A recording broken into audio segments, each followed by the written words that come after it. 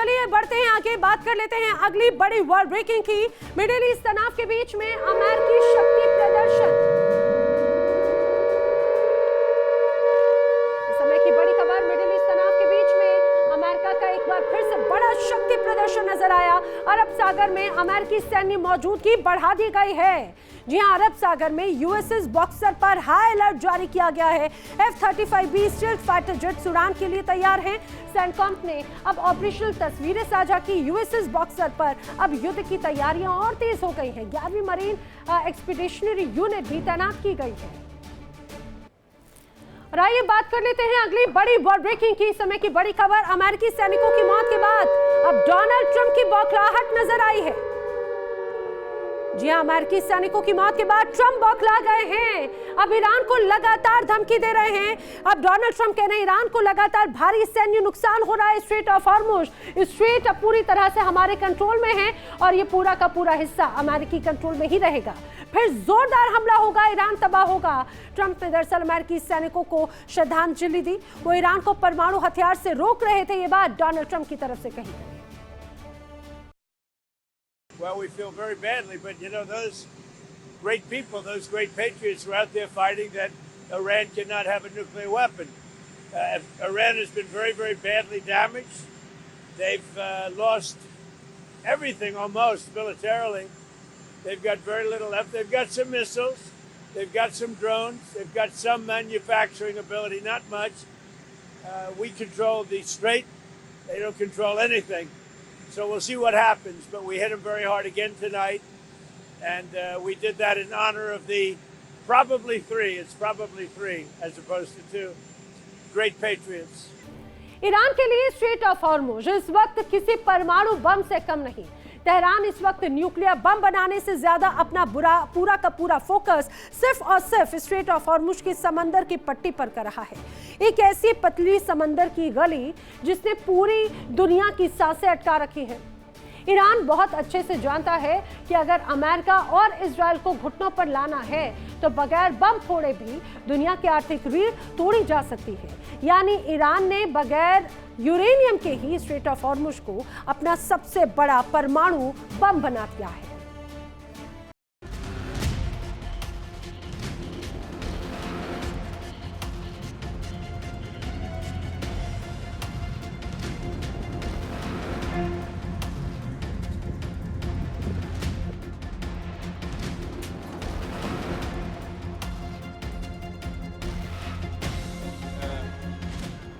होर्मुज में हाहाकार, पूरे अरब में आपातकाल, समंदर की लहरों पर ऐसा गदर जिससे कांप उठी है वाशिंगटन की धरती और दहल गया है तेल अवीव का कलेजा।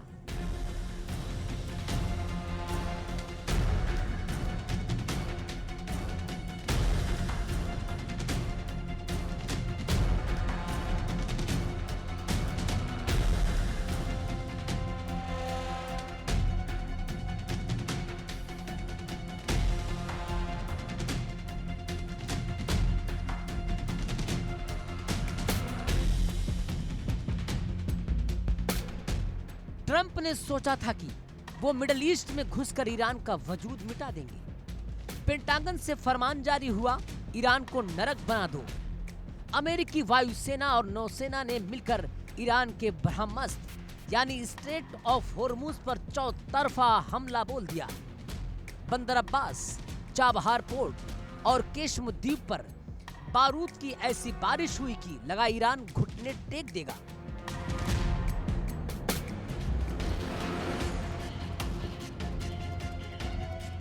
लेकिन ठहरिए, दुनिया का सबसे शक्तिशाली देश जब ईरान का गला घोटने पहुंचा तो फारस की खाड़ी से जो जवाब आया उसने ट्रंप के तमाम अरमानों पर सीधा कच्चा तेल उड़ेल दिया।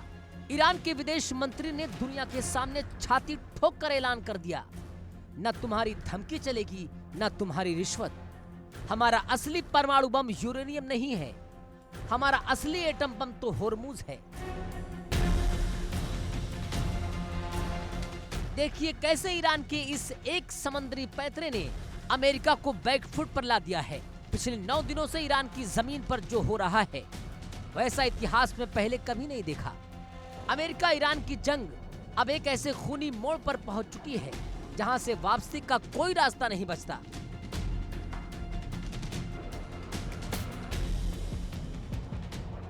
जब ट्रंप आए तो उन्होंने ईरान को पूरी तरह से पंगु बनाने का प्लान बनाया। अमेरिकी सेना को टास्क मिला, होर्मुज में ईरान के हर एक ठिकाने को नेस्तनाबूद कर दो। बंदर अब्बास, जो ईरानी नेवी का हेडक्वार्टर है, चाबहार पोर्ट, जहां से ईरान अपने व्यापार और नौसैनिक मिशनों को चलाता है, केशम द्वीप, जहां ईरान के सबसे खतरनाक मिसाइल और ड्रोन साइलो छिपे हैं।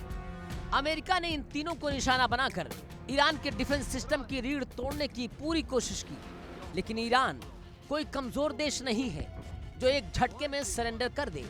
ईरान की कौम और उसकी सेना ने सिखाया कि दबाव में कैसे पलटवार किया जाता है।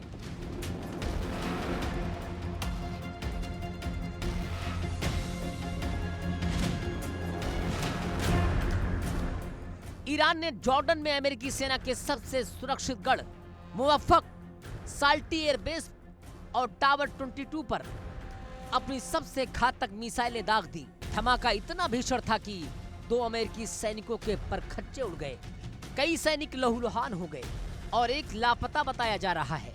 समंदर से लेकर रेगिस्तान तक ईरान के इस दुस्साहस और महापलटवार ने वाशिंगटन में हड़कंप मचा दिया।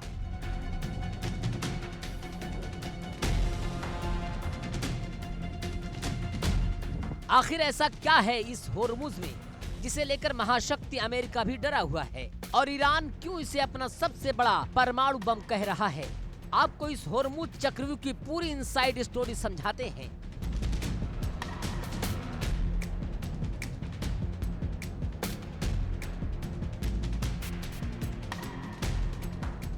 होर्मुज की चौड़ाई महज 21 से 39 मील है, लेकिन ये पतली सी समुद्री पट्टी पूरी दुनिया की लाइफलाइन है। दुनिया का करीब 20 से 30% कच्चा तेल इसी रास्ते से गुजरता है। सऊदी अरब, इराक, यूएई, कुवैत, कतर का तेल और गैस इसी समुद्री गली से होकर पूरी दुनिया में जाता है।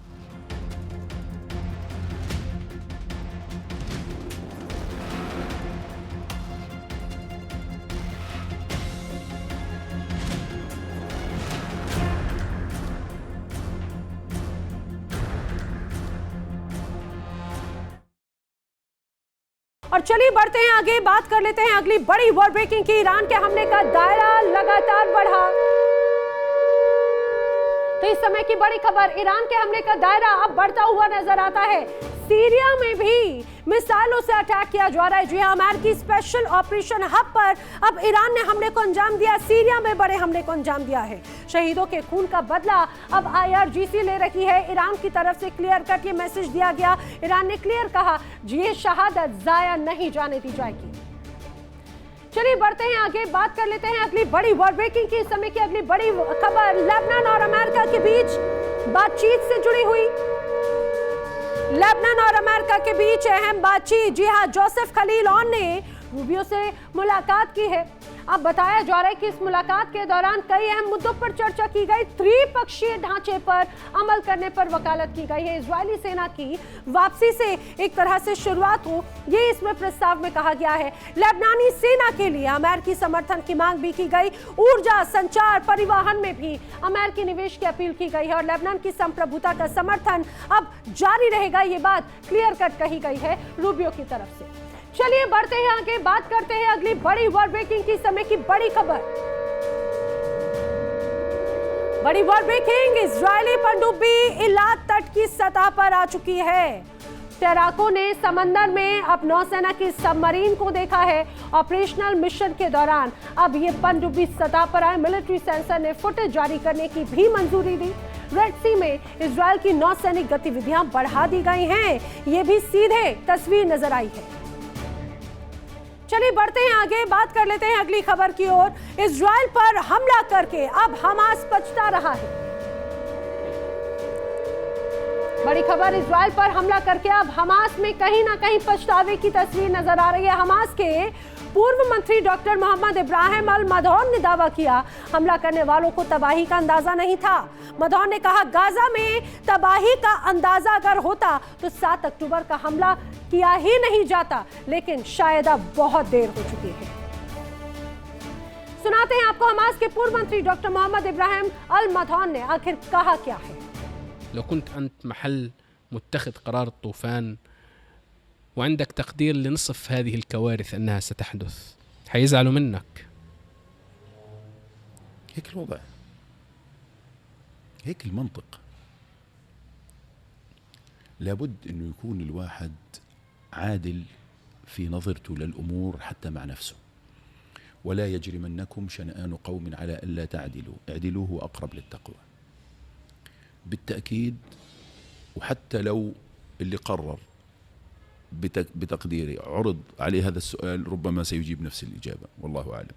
اللي قرر الله يرحمهم يعني. الله يرحمهم. ما بقول لك لو عرض يعني عليه هذا السؤال تمام ودرسها وقدمها في إطار يعني قراءة مجتمعية، بالتأكيد يعني ربما التفكير سيكون مختلف، والله أعلم.